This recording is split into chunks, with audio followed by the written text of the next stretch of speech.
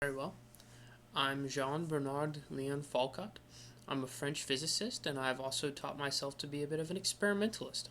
I started my career journey in medical school, but that's obviously not relevant now.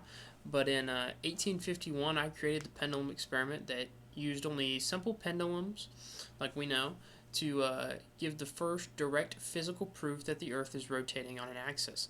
Until my experiment, the astronomers argued and debated on whether or not the Earth is rotating or not, but there was no hard physical or observable proof other than just mathematical. Well, for centuries before my experiment, the idea of heliocentrism had been proven by observation, but there was no way to demonstrate it with a simple device that anybody could understand or see. So my objective was to create an Earth-based observation that was simple and anyone could interpret. My device would prove that the Earth's axis-based rotation on land, and not just from an astronomical point of view. My experiment proved by drawing lines in the sand using the bob suspended from a cable that the ground underneath the pendulum was actually moving. Well, it's not that simple. My experiment was actually conducted in 3 locations. Initially, I made a very small 2-meter version in the cellar of my home in January of 1851.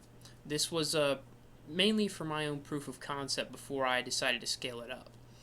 After I'd proved that it worked in a smaller situation, I then moved it into the Paris Observatory to an 11-meter pendulum, and this was in February of 1851. Next was my greatest experiment in the Pantheon for the grand public version. I utilized a 28-kilogram bob and hung it from 67 meters of wire. This was a very large scale and open to the public, so anybody could see it, and it was very exciting for most people. So, the year of 1851 was a very busy year for myself and for the world, apparently. The Great Exhibition, which was the world's first international fair, began. The Australian Gold Rush had just kicked off. The French coup d'etat, where French President Louis Napoleon Bonaparte threw a self-coup. And as I recall, the Herman Melville published Moby Dick, and in the U.S., 2/3 of the Library of Congress was burned, and the U.S. had just won the first American Cup boat race, as well as Sojourner Truth just kicked off the women's equality movement. And to my knowledge, that's all I can remember. In a project of this scale, it's, never just one person. In my experiment, I was assisted by the French engineer Gustave Froment. He was responsible for the specially made suspension system that are required for my pendulums in both the observatory and the Pantheon. And also, to get approval for the Pantheon experiment, I had also involved French President Louis Napoleon Bonaparte, who later threw the coup.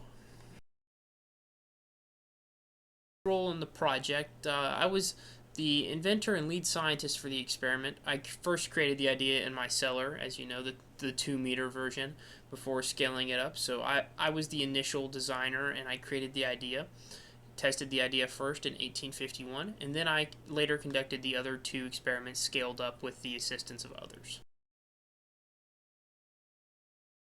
I would say that the impact that my experiment had on the physics community was that the project provided the first visual proof that the Earth was rotating that anybody could understand, so it wasn't a complex theory that an astronomer or a scientist or a physicist would need to view, but anybody can visually see it, and it was very simple. It was essentially just creating an abstract idea of the Earth spinning on an axis and then making it into a simple, tangible concept for the everyday human to see and understand. And then eventually my experiment led to the creation, by myself of course, of the gyroscope as well. The public was very amazed and enlightened.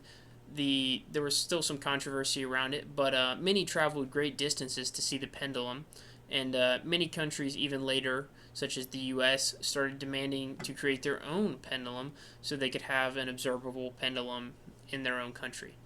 And there was some scientists, though, who were not as thrilled and, thought me to be seeking views with flashy science and argued on the bias and the legitimacy of the experiment.